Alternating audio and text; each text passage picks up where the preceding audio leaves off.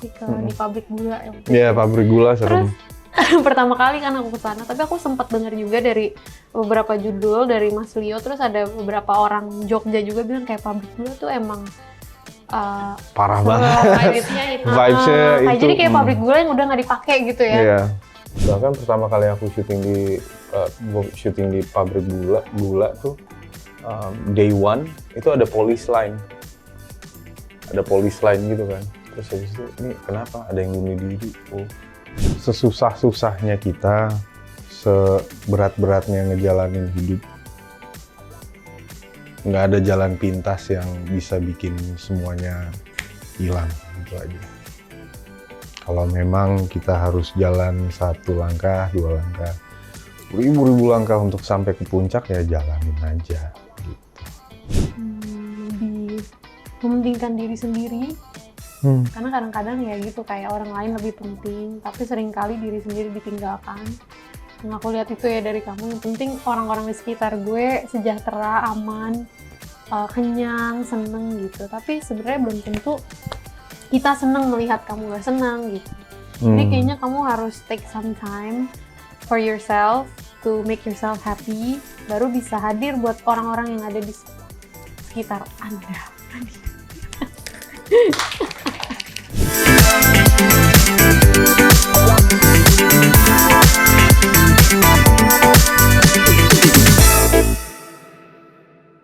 Halo kawan inilah.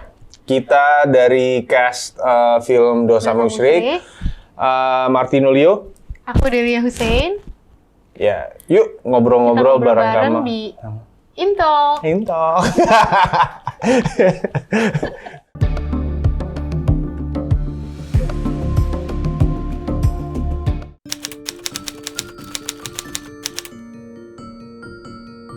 Mungkin kalau berdasarkan dari kisah nyata, nggak tahu juga sih. Cuman inspired by mungkin, karena yang nulisnya ini si Kang Denny kan. Itu produser kita juga tuh, Kang Denny. Terus habis itu ada beberapa penulis lain, plus mereka suami istri tuh, Kang Denny sama Bu Hadra. Bu Hadra selalu punya mata yang jeli untuk mengartikan atau menafsirkan dalam sebuah tayangan yang bisa bikin orang deg-degan, sekaligus ngasih lihat dampaknya kalau memang ini terjadi ya akan seperti apa. Terus mungkin nggak ini kejadian di kehidupan nyata, ya mungkin aja.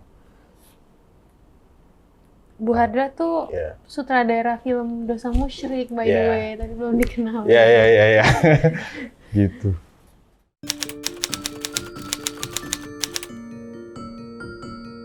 Yang udah aku lihat pada saat proses syuting itu adalah bentuk wujud dari si Niloropati ini gitu. Dan menurut aku cukup membangunkan bulu kudukku. Ya, berarti 1 sampai 10, you give it a what? 8, 9? Iya, 8. Nah, 8.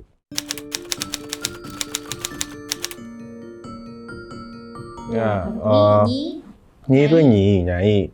Loro tuh sakit, terus Pati tuh mati. Nah, kenapa Nyi Loropati ya? Kalau nggak salah waktu itu dijelasinnya, apapun sakit penyakit yang kalau kita datang ke Nyi Loropati akan dibikin mati olehnya. Bukan malah dibikin sembuh. Iya, rasa sakitnya diambil, dibikin mati gitu. Iya. Tapi ada syarat. Nah, syaratnya yaitu. Ya, ada juga waktu itu kecetus kayak dia kayak queen of pain and death gitu loh. Jadi dia yang ya segala yang berbau-bau kematian dan kesakitan tuh dia banget. Iya. Oke. Berarti rasa sakit yang kita rasain dihilangkan Dihilangkan. dengan sebuah bayaran lainnya. Bayaran lainnya gitu.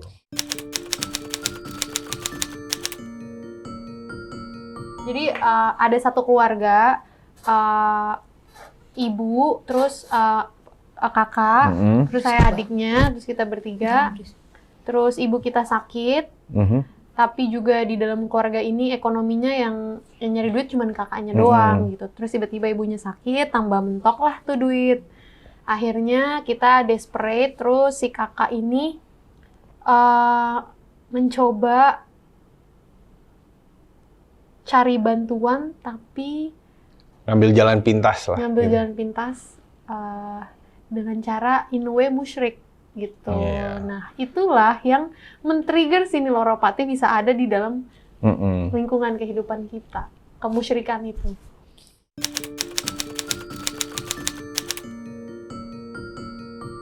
Saya jadi Mas Nugi. Mas Nugi ini kakak dari satu keluarga yang dia juga menjadi tulang punggung keluarga gitu deh. Saya adiknya. Iya. Adiknya dia. Adiknya. Jadi dia tulang punggungnya, saya yang ngejalanin nafkah yang dia kasih. Misalnya kayak ngurus ibu, masak, membantu dengan cara itu. Sedangkan dia lebih ke materi.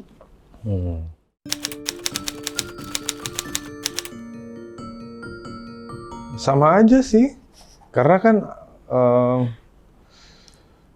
tapi ya emang sih ada beberapa scene yang pas lagi di take terus cut, kenapa? Ngapain lu ngusap-ngusap? jadi ada adegan terus gini-gini. Ini ade lu ya, bukan bini lu. Oh iya, oke. Bu Hadra kayak, kamu kayak tadi tuh udah bagus banget, tapi kayak itu sebenarnya kayak seperti Suami istri ngomong nungguin suaminya pulang, bukan kayak adik nungguin kakaknya pulang gitu, kayak koreksi-koreksi dari Bu Hadra. Iya. Terus kalau misalnya chemistry-nya gimana ya? Sebenarnya agak blunder sih, karena ya aku cukup dekat gitu sama Mas Leo kan, ngapa-ngapain bareng gitu. Terus pas dikasih karakter ini, kayak aku takutnya intimasinya kita terlihat gitu di screen, tapi ya ternyata Bu Hadra udah mikirin itu juga. Jadi kita percaya Bu Hadra kalau misalnya kita kayaknya tatapannya tuh bukan tatapan adik ke kakak gitu, atau gimana, dia udah langsung kayak nyamperin kita terus oke. Kita akan ground lagi kalau diingetin Bu Hadra gitu. Gitu sih. Jadi arahan dari sutradara sangat membantu.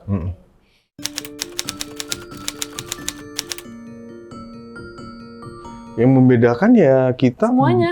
baru pertama kali syuting bareng setelah terakhir kali kita on screen. Film ini. Film pertama kita berdua. Film pertama berdua yang megang peran penting itu dalam satu cerita, ya ini pertamanya. Oke. Gitu. Akhirnya bertemu on screen ya. Akhirnya bertemu on screen. Ya siapa tahu dari ini kan dapat drama gitu. Iya, yang lebih cocok gitu ya, bukan kakak adik.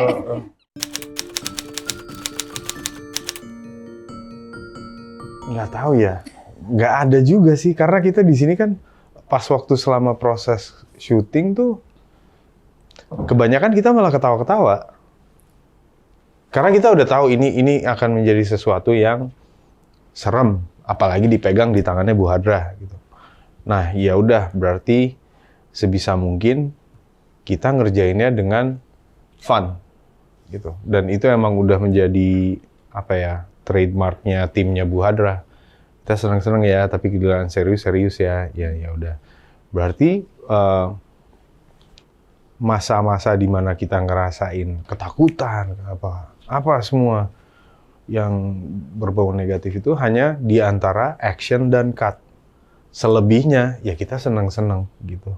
Tapi mungkin ada ya. Jangan tempat dibawa. yang Tempatnya iya, memang. Kayak sebenarnya aku ngerasa itu bukan hari aku syuting gitu, cuman aku main aja ke lokasi di pabrik gula. Iya, pabrik gula serem. Terus pertama kali kan aku kesana, tapi aku sempat dengar juga dari beberapa judul dari Mas Leo, terus ada beberapa orang Jogja juga bilang kayak pabrik gula tuh emang parah banget. Vibes-nya itu. Jadi kayak pabrik gula yang udah nggak dipakai gitu ya. Iya. Terus aku main lah ke sana gitu. Terus pas lihat kayak emang kayak mungkin kalau diikutin akan nggak tahu ya, akan kebawa gitu, kayak ya nggak tahu, kalau percaya banget bisa jadi kayak jadi ngelihat sebenarnya nggak ada gitu, sugesti aja. Dan aku ngerasa ya itu pasti pabrik gula kok kayak aneh gitu. Cuman yang nggak diikutin, kita kayak ya udah ngobrol, berinteraksi sama orang lain gitu. Bahkan pertama kali aku syuting di pabrik gula tuh day one itu ada police line. Ada police line gitu kan. Terus habis itu, ini kenapa? Ada yang bunuh diri. Oh, oke. Kejadian nyata ada yang bunuh diri. Iya di situ. Tapi emang tempatnya terbengkalai Tempatnya banget. tuh, aduh. Nggak yang kayak masih bagus gitu, nggak. Udah hancur, udah hancur. Udah kayak mau jebol. Iya, udah mau jebol gitu. Takut banget gue syuting di situ tiba-tiba. Jadi sebisa mungkin kita sepositif mungkin di tempat yang negatif gitu. Iya. Ketawa aja udah. Aduh. Oh, dan tim penyutradaraannya juga bagus banget. Jadi tim penyutradaraannya aim kalau di tempat itu sebelum maghrib udah kelar. Jadi kayak ya benar-benar kayak udah nih udah mau maghrib tinggal berapa shot lagi nih, ayo cepet gitu mungkin karena Syuting sehat. Masih ada matahari ya, masih terang. Masih ada. Gitu, soalnya juga masih enak ya. Inilah intro mau azan udah selesai. Intro azan. Iya. Daripada kenapa-kenapa ya.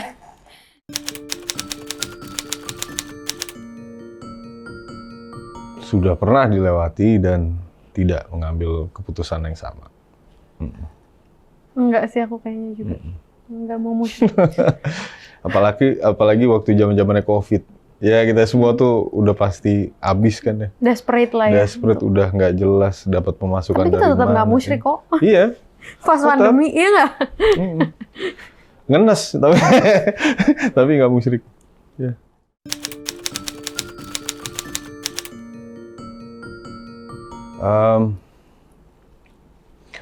Sesusah-susahnya kita, seberat-beratnya ngejalanin hidup, nggak ada jalan pintas yang bisa bikin semuanya hilang gitu aja. Kalau memang kita harus jalan 1 langkah, 2 langkah, ribu-ribu langkah untuk sampai ke puncak, ya jalanin aja gitu. Itu pesannya sih kayaknya ya.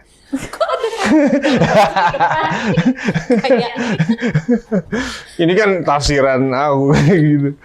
Gak tau deh. What about you? Iya, sama sih kurang lebih kayak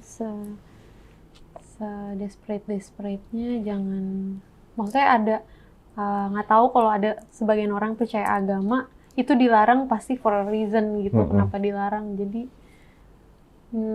ya kenapa dilarang pasti ada alasannya, makanya jangan putus asa.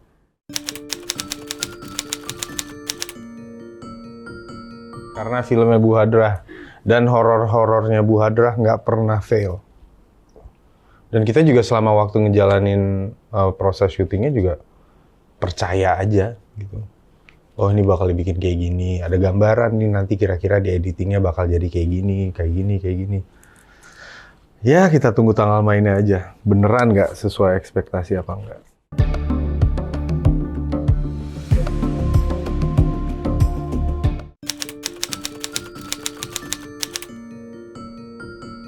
Baik.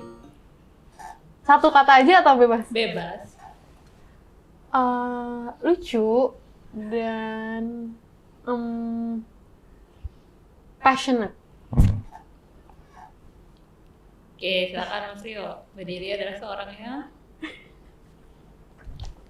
Lembut, versatile, kind, loving, sabar. Makanya, kok lu ketawa? Enggak. Tuh, kayak gitu tuh. Sorry, maaf. Ketawanya ya kita ngebanyol ya, kita seru, kita kamu itu apa ya? Pokoknya just always there. You're always there. so sweet banget.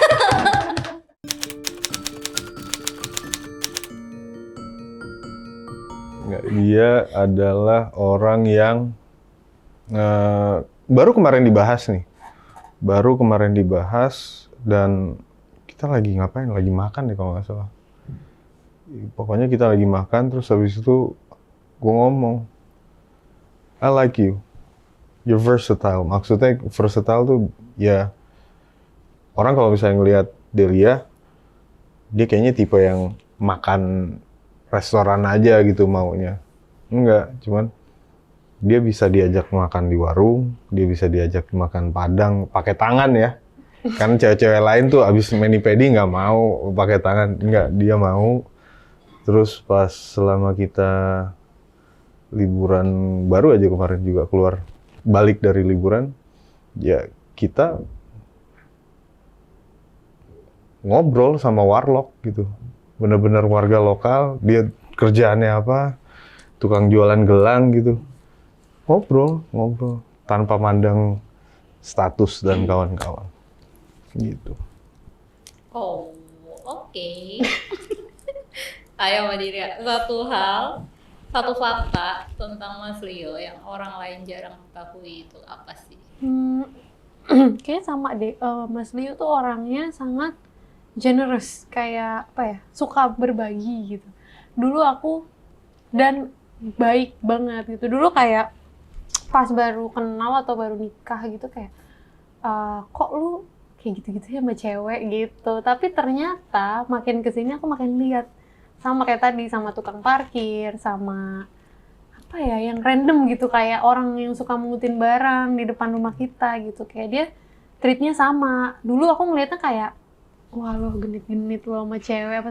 Ternyata perlakuan yang dilakukan ke perempuan-perempuan itu dilakukan ke emas-emas, ke bapak-bapak gitu. Jadi sangat suka berbagi, Mas Rio. Sangat suka berbagi dan bersedekah. Enggak, ini aku serius, cuman aku ngomongnya ketawa aja, tapi aku serius.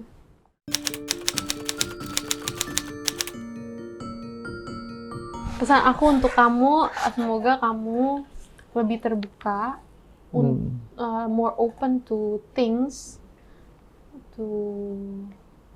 lebih terbuka terhadap pemikiran.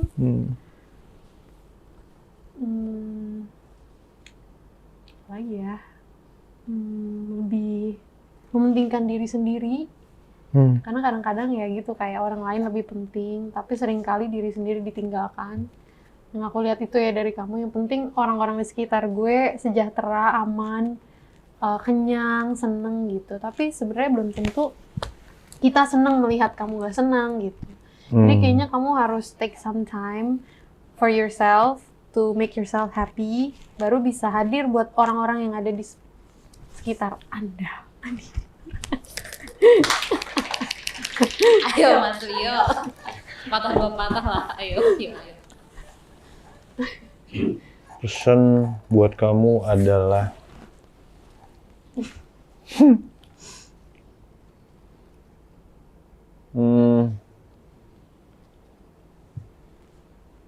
don't let it be, apa ya, jangan sampai ke depannya kita berhenti menjadi kita. Karena pesan untuk kita dong, Mas. Hah? Itu pesan untuk kita dong, bukan untuk kamu berhenti. Apaan sih? Yeah. Pesanmu untukku gitu kan ya? Pesan Bener. kamu buat kamu. Jangan sampai kamu melihat kita berhenti menjadi kita. Gitu. Kawan inilah, saksikan film Dosa Musyrik mulai 31 Oktober 2024 di bioskop kesayangan kamu. biar tambah seru nih, nontonnya rame-rame ya. Terima kasih, see you!